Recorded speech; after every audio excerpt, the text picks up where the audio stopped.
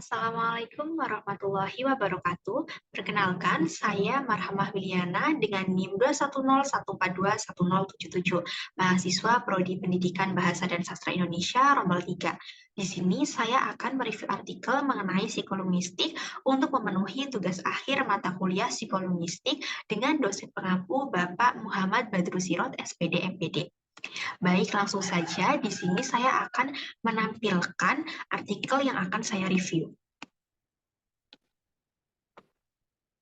Oke, langsung saja kita masuk ke identitas artikel yang akan saya review pada kesempatan kali ini.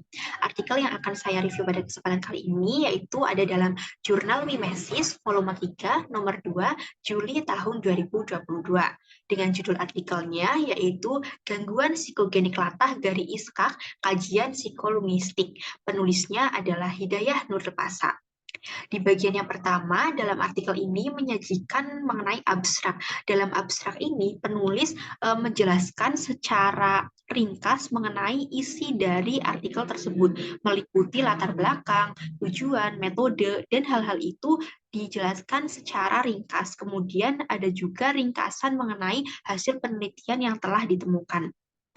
Di bagian yang kedua yaitu berisi pendahuluan. Di bagian pendahuluan ini penulis menjelaskan secara umum mengenai gangguan secara linguistik, kemudian ada juga dijelaskan mengenai gangguan psikogenik latah dan juga dijelaskan mengenai latar belakang dari penulisan artikel ini. Kemudian di bagian terakhir dari pendahuluan tersebut dijelaskan mengenai tujuan dari penulisan artikel ini, yaitu tujuannya untuk mendeskripsikan jenis latah pada artis Gary Iskak dan latar belakang penyebab Gary Iskak menderita latah pada beberapa video di channel YouTube. Kemudian di bagian selanjutnya yaitu ada metode. Metode yang digunakan dalam artikel ini yaitu metode simak dengan teknik catat. Dengan metode analisis datanya yaitu berupa metode referensial dengan teknik pilah unsur penentu. Kemudian di bagian selanjutnya yaitu ada pembahasan. Dalam bagian pembahasan ini terdiri dari dua subbab. Bab subbab yang pertama yaitu mengenai jenis-jenis latah dan di subbab yang kedua yaitu mengenai penyebab latah Gary Iskak pada beberapa video. Di bagian pembahasan yang pertama ini, penulis menyajikan hasil penelitiannya dalam bentuk tabel.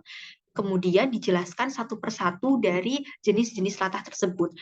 Kemudian di bagian yang kedua, penulis juga menyajikan hasil penelitiannya dalam bentuk tabel, yaitu tabel latar belakang penyebab latah pada artis Gary Iskak.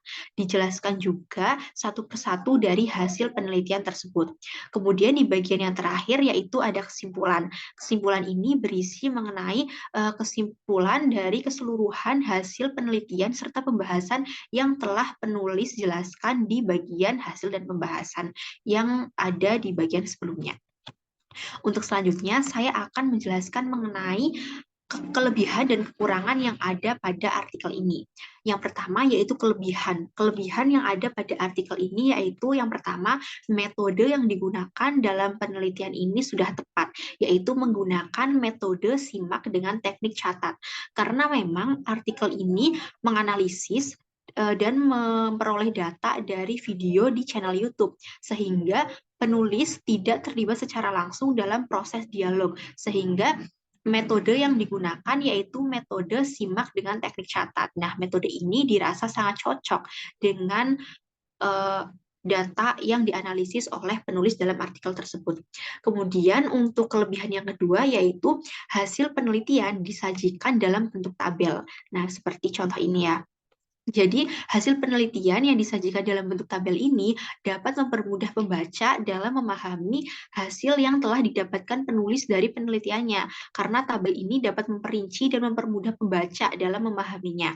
Kemudian, kelebihan yang ketiga yaitu analisis yang disajikan itu telah tersaji secara rinci. Nah, dapat kita lihat penulis itu menganalisis satu persatu hasil penelitiannya dan analisisnya itu dianalisis secara rinci dan lengkap sehingga dapat mempermudah pembaca dalam memahami jenis-jenis latah dan juga latar belakang penyebab latah yang diderita oleh Gary Iskak.